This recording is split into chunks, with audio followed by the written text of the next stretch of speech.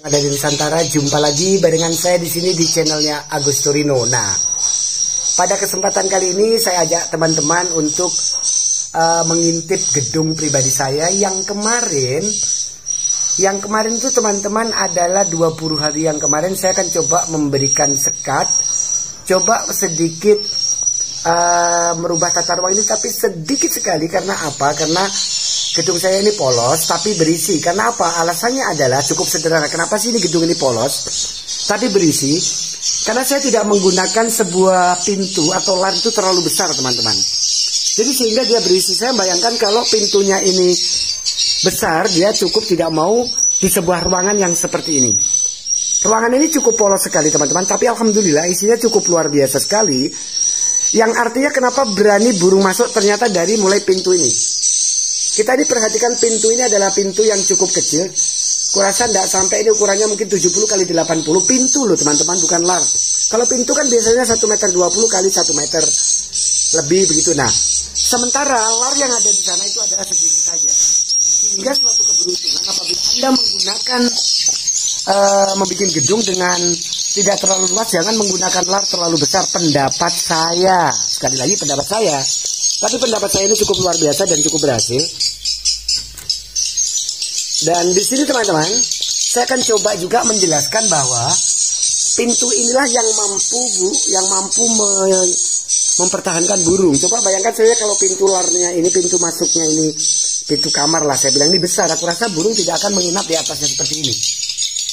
Karena bagaimana kita menyikapi sebuah gedung yang kurasa dengan ukuran gedung 5 kali 11 itu tidak terlalu luas. Kalau kita terlalu banyak memakan lar, kemudian terlalu banyak memakan lubang terjun, sehingga untuk kedepannya kita akan susah. Nah, terus yang kedua, ini sebenarnya kalau di lantai bawah itu sudah saya mulai pelajarin berapa sekat, dan nanti saya akan turun lantai bawah bagaimana caranya menambah sekat apabila kita pengen sekali atau ragu atau pengen menambah anakan, dan kejadiannya sangat efektif. Nah, jadi ini teman-teman, di sini ini adalah saya berada tepatnya ada di pojok ya, ada di pojok sebelah kanan dan sebelah kiri. Sambil saya menjelaskan, ini adalah gedung ini sudah hampir separuh dari bangunan ini sudah berisi. Nah, sementara gedung ini usianya adalah 4 tahun 1 bulan. Bulan 1 ya, bulan 11 ya, cocok 4 tahun 2 bulan ya pada kali ini. Dan ini adalah sesuatu yang bagus dan cukup menarik. Karena apa? Di samping saya menyampaikan tata ruang ini, saya akan coba menjelaskan bagaimana kita cara membuat sebuah Twitter control. Sekali lagi Twitter control, kalau saya tidak menggunakan yang di dekat panel, yang di dekatnya channel ya. Karena aku rasa kalau di dekat channel itu bisa bunyi, siapa tahu di dalamnya mati. Tapi cukup lumayan juga sih, bisa membantu kita mendengarkan suara seberapa keras bisa. Tapi yang paling efektif sekali teman-teman, paling efektif kita ini memang kacau ya teman-teman. Karena ini gedung sudah lama dan akhirnya ada yang putus disambung dan tidak ada waktu sekali untuk merapikannya. Makanya ini adalah satu buah jalur yang dimana saya akan membuat sebuah kontrol. Jadi di sini teman-teman, ini adalah ujungnya dari segala ujung. Kabel ini adalah ujung dari segala ujung. Oh bukan, ujungnya itu ada di sana ya. Ujungnya di sana. Yang artinya begini, seandainya ini di ujung, tarik ke bawah lagi sampai di ruang monitor, dan inilah yang menjadi Twitter control. Jadi kalau di Twitter controlnya itu masih hidup, berarti akan dipastikan akan hidup semua. Tapi kalau mati, berarti dia minimal ada sebagian atau hampir mati semua. Itulah kalau kita menggunakan di ujung. Nah, itulah sedikit informasi dari saya bagaimana caranya saya membuat sebuah sebuah kontrol ya. Dan alhamdulillah ini penyebaran dari ini cukup signifikan sekali. Dan saya akan coba turun ke bawah gimana sih caranya menyekat gedung yang sudah produktif sambil mempertahankan anakan supaya tidak menjadi anak yang durhaka ya. Jadi kalau kita punya gedung punya anak durhaka itu bahaya. Saya akan coba turun. Di sini juga ini ada lantai di sini.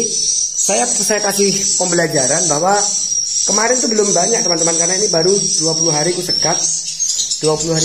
Kemarin itu di sini belum terlalu banyak polesan ataupun kotoran.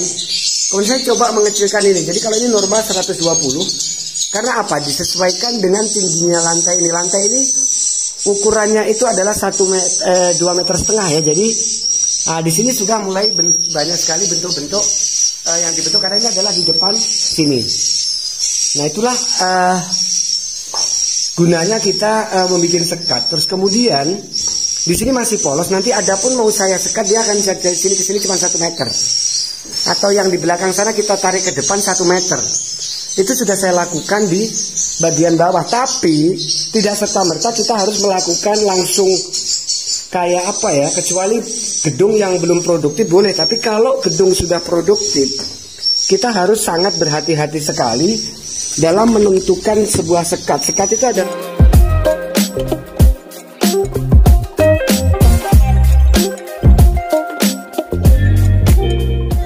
adalah sesuatu yang bagus, tapi kalau kita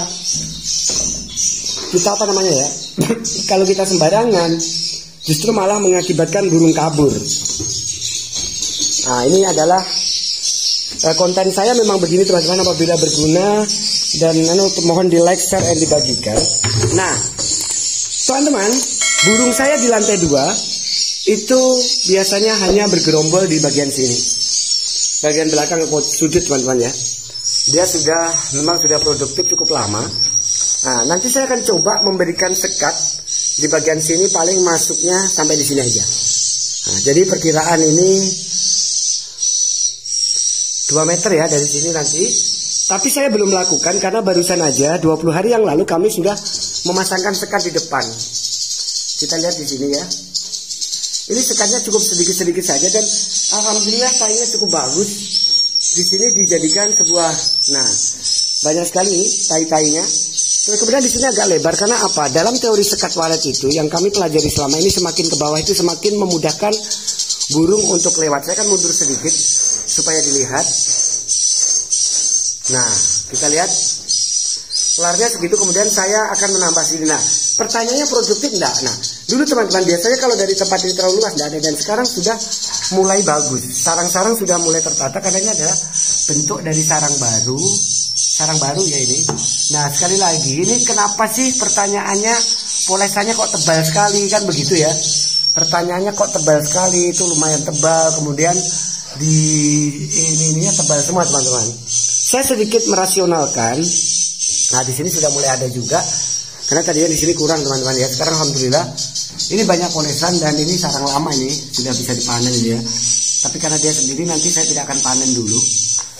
Nah, saya sedikit menjelaskan, merasionalkan sedikit kepada teman-teman bahwa ini saya menggunakan kayunya itu keras.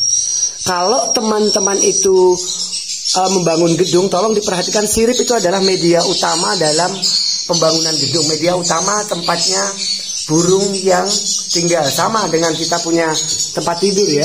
Biarpun bangunan bagus, kalau tempat tidurnya itu tidak enak dipakai, pasti juga tidak nyaman. Nah, ini sekali lagi saya menjelaskan, gedung walet itu butuh yang namanya kelembapan teman-teman. Butuh yang dinamakan kelembapan, itu pasti dan sepakat semua, tidak ada yang bantah ya. Nah pertanyaannya, kalau ini gedung kemudian kita kasih lembab, kemudian kayunya itu tidak keras, so pasti kayu akan tidak ikut lembab. Bahkan salah-salah kayunya bisa jamuran. Tapi kalau kita menggunakan kayu keras ini adalah kayu mahoni ya. Pertanyaan ini berapa kali saya jawab, tapi tidak apa-apa. Sehingga dari kayu yang keras itu akan menimbulkan, pertama dia tidak ikut lembab, sehingga warna tetap terjaga. Kemudian burung walet akan berpikir bahwa kalau dia membuat sebuah polesan di kayu yang keras, dia takutnya itu kalau luntur jatuh, sehingga dia selalu membuat polesan itu yang besar-besar. Nah, supaya apa? Supaya dia sendiri berpikir bahwa dia tidak akan jatuh, sarangnya akan tetap nempel. Makanya di sini tuh banyak sekali polesan-polesan yang akan menjadi polesan-polesan besar. Jadi itulah teman-teman sedikit gambaran yang saya berikan. Bahkan di lantai bawah teman-teman, saya punya lantai di bawah itu hampir 2 tahun tidak pernah berisi karena saya coba pakai eksperimen. Karena apa? Tidak mungkin dong saya memakai eksperimen di gedungnya binaan saya ataupun di gedung teman atau orang lain sehingga berisiko tinggi. Nah makanya saya coba gedung ini lantai bawah ini saya jelaskan. Dulu sekatnya banyak sekali, 2 tahun tidak berisi. Ini dulu sekat tipis, sekat di situ. Akhirnya saya coba membuka sekat ini. Nah, kemudian saya hanya menambah sekat sedikit saja di depan dan alhamdulillah hasilnya cukup luar biasa.